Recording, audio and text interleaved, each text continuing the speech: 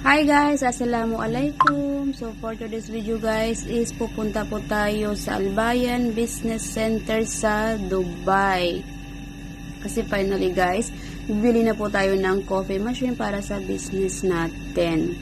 So on the way na kami papunta sa location. Kasama ko pa rin yung bestie, yung friend ko na laging sumasama sa akin at laging pagod kahit nakaupo lang naman sa likod.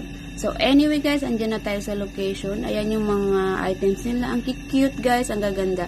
Meron din po silang mga syrup, puree, or powder, at saka mga coffee beans.